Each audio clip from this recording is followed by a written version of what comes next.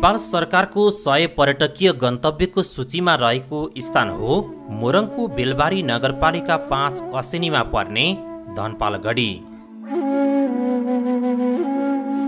यो स्थान बेलबारीको मात्र नभएर सिङ्गो देशको एउटा पर्यटकीय गन्तव्यका रूपमा विकास गर्न सकिने अथाह सम्भावना बोकेको ठाउँ हो। पूर्व पश्चिम राजमार्गबाट दक्षिणतर्फ करिब 7.5 किलोमिटर र कोशी प्रदेशको राजधानी विराटनगरबाट पुष्पलाल चोक हुँदै विराट चोक जाने बाटोमा पर्ने नेता चोकबाट नहरै नहर कसेनी बजार हुँदै यो स्थानसम्म पुग्न सकिन्छ। यस ठाउँमा पुग्न निजी सवारी साधनको प्रयोग गर्दा सहज हुन्छ। चारैतिर बस्तीले घेरिएको करिब 35 बिघा क्षेत्रफलमा फैलिएको सानो जङ्गलभित्र धनपाल राजाको ऐतिहासिक दरबारको भग्नावशेष आज पनि यहाँ देख्न सकिन्छ।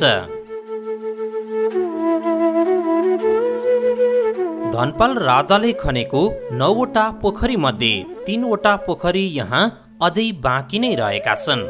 यस क्षेत्रका थारू समुदायले धनपाल राजाको मन्दिरमा आई पूजाआजा गर्ने चलन रहेको छ।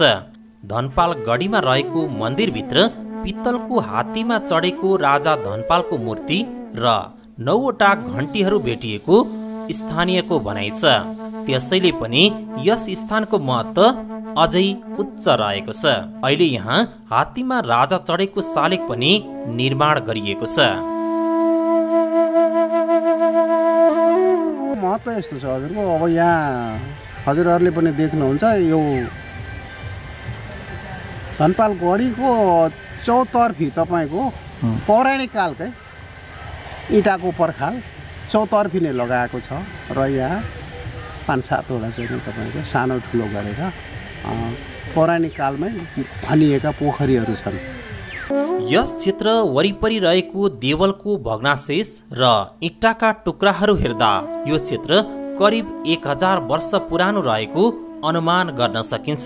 यो धनपाल राजाहरूले चारैतिर पर्खाल गर्दा राखिएको इँटा हो।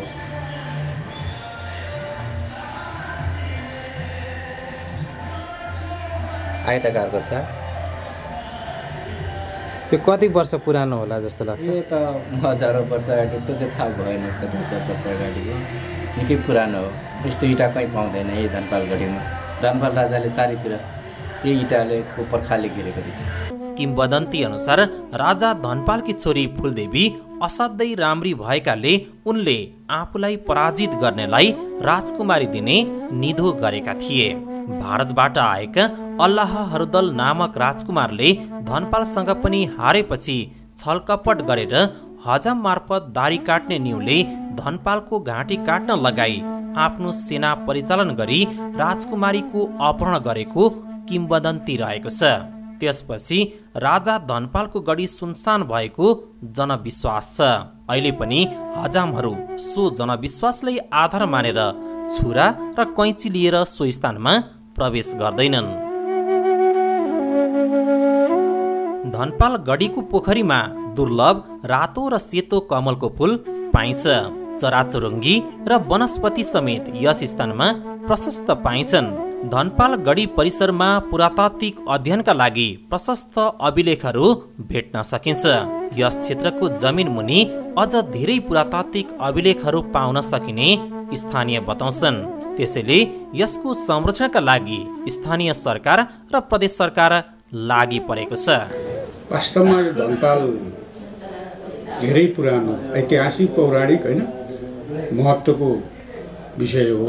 यो यहाँको आदिवासीहरूले र पुरानो परम्परा अनुसार हरेक वर्ष वैशाख महिनाको 10 गते मोरङकै ठुलो मेला पनि लाग्ने गर्दछ। यहाँका पुराना चाहिँ संस्कार अनुसार विवाह, नयाँ घर बनाउँदा, खेती रोप्दा यहाँका वडावासीहरूले त्यहाँ पूजा गर्ने, घर सुरु गर्दा घर बनाउने यो ऐतिहासिक पुरानो नियम र यो चाहिँ अहिले नेपालको 100 सूची मध्येमा एउटा यो पनि पर्दछ पर्यटकीय स्थलमा। र यो पर्यटकीय स्थल यो पर्यटन मन्त्रालय अन्तर्गत र नगरको साझेदारीमा 8 करोड बराबरका संरचनाहरू भर्खरै बनिसकेको छ। यहाँ धेरै वर्षदेखि समितिविहीन थियो, समिति भए पनि चलायमान थिएन। अहिले हामी निर्वाचित भएर आइसकेपछि 22 सदस्य अहिले चाहिँ समितिको निर्माण भएको छ र यसलाई अहिले चाहिँ निरन्तर रूपमा चाहिँ त्यसलाई समिति मार्फत मान्छे राखेर दाह संस्कार गर्ने मानिसहरूलाई त्यो जङ्गलका लडेका दाउराहरू दिने हाम्रो परम्परा छ। रु 2000 रुपियाँ लिने यहाँ हाम्रो वाडावासीहरू जो मृतक हुनुहुन्छ उहाँहरूलाई त्यो दाउरा उपलब्ध पनि गर्ने गराइन्छ र चारैतिर अहिले ढोका राखेर यहाँबाट चोरी निकासी हुन्थ्यो त्यो पनि बन्देजी भएको छ र त्यहाँ बेला बखतमा सरसफाइ गरिन्छ। यो मङ्सिर पुष माघ 3 महिना चाहिँ शनिबार धेरै ठाउँहरूबाट पिकनिक खान धेरै सुनसरी मोरङको त आउने नै भइगयो, सुनसरीदेखि झापादेखि यहाँ स्कुलहरूबाट पिकनिक खाने पनि एउटा स्थलको रूपमा भएको छ र यसलाई अझ व्यवस्थित गर्नका निम्ति वाडाको र नगरको र समितिको छलफल मिटिङ निरन्तर रूपमा अगाडि बढाइरहेका छौँ। यो मोरङको उत्कृष्ट धार्मिक र पर्यटक भएको हुनाले यसलाई पर्यटकहरूको आकर्षण गर्नका निम्ति विभिन्न आगामी दिनहरूमा मेयर साहबसँग छलफल गरेर यसलाई अगाडि बढाउनु पर्छ भन्ने चर्चा पनि हामी गरिरहेका छौँ। अहिले यस क्षेत्रमा इनारको पाटो, ताम्रपत्र, किपट र वरिपरि रहेका दिवालका भग्नाशेषहरू देख्न सकिन्छ। पहिले धनपाल राजाले यहाँ राज्य गर्दाखेरि यहाँ बस्दाखेरि चारैतिर यही पहिलेका इँटा पर्खालले घेरेको, अहिले हाल चाहिँ यसले घेरेको छ। थारू समुदायका युवा युवतीको विवाह पश्चात वैशाख 1 गते उक्त नवदम्पतिहरू यस धनपालगढी परिसरमा रहेको राजा पोखरीमा आई दुलहाको विवाहमा प्रयोग गरिएको मुकुट विधिवत रूपमा सेलाई भावी सन्तानको जोखना हेर्ने चलन रहेको छ। यस ठाउँमा वैशाख 10 गते मेला लाग्ने गरेको छ, जसले गर्दा दैविक विपत्तिबाट सुरक्षित हुने विश्वास गरिन्छ। उक्त मेलाका दिन थारू समुदाय भेला भई अत्यन्तै महत्त्वपूर्ण पारिवारिक र सामाजिक समस्याहरूका बारेमा छलफल गर्ने र निष्कर्ष निकाल्ने थलोका रूपमा पनि यो परिचित बन्दै गएको छ। गाउँको बीचमा जङ्गलमा फैलिएको धनपालगढीले त्यहाँ पुग्ने जो कोहीको मन लोभ्याउने गरेको छ। बाहिरबाट झट्ट हेर्दा पार्क जस्तो लाग्ने धनपालगढीको दक्षिणपट्टि प्रवेशद्वार निर्माण गरिएको छ। धनपालगढीभित्र 3 वटा पोखरीहरू रहेका छन् भने एउटा पोखरी मन्दिरको अगाडिपट्टि रहेको छ, जुन पोखरीमा अझै पनि कमलका फुलहरू देख्न सकिन्छ। मन्दिरको दक्षिणपट्टि विवाहका लागि मण्डप बनाइएको छ। यस क्षेत्रको विकासका लागि अन्य कामहरू पनि भइरहेका छन्। तुरुन्तै यो मेलाको 10 गते वैशाख 10 गते लाग्ने भयो, त्यसको व्यवस्थापनको लागि सरसफाइ यताउति हामीले त्यो बेलामा गऱ्यौँ। त्यसपछि यो बर्खा लाग्यो, वर्षा लागेपछि यो असार साउनमा केही काम गर्न सकिएन। त्यस पश्चात यो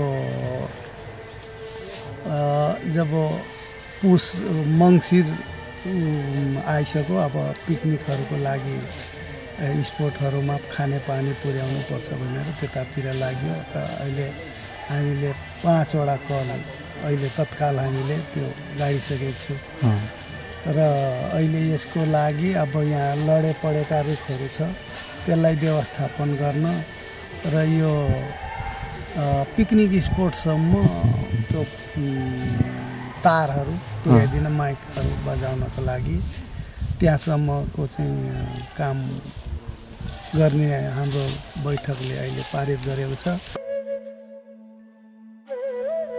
यस स्थानमा रहेका ऐतिहासिक र धार्मिक सामग्रीहरू धेरै चोरी भइसकेका छन्।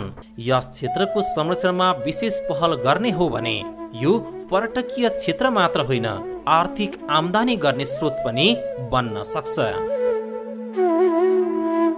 कोशी प्रदेश नेपालका 7 वटा प्रदेशहरूमध्ये पर्यटकीय गन्तव्यको हिसाबले, पर्यटकीय महत्त्वको हिसाबले असाध्यै चाहिँ महत्त्वपूर्ण प्रदेश हो। त्यही चिजलाई हामीले ख्याल गरेर हाम्रो दुई छिमेकी मुलुकसँग सिमाना जोडिएको प्रदेश पनि हो। विशाल जनसङ्ख्या भएको दुई छिमेकी मुलुकका नागरिकहरूलाई पर्यटकको रूपमा कोशी प्रदेशका आकर्षक गन्तव्यहरूमा आकर्षित गर्ने, निम्ता गर्ने, उहाँहरूको स्वागत सत्कार गर्ने अवसर निर्माणको निम्ति कोशी प्रदेश सरकार अत्यन्तै दृढतापूर्वक र गम्भीरतापूर्वक लागिरहेको छ।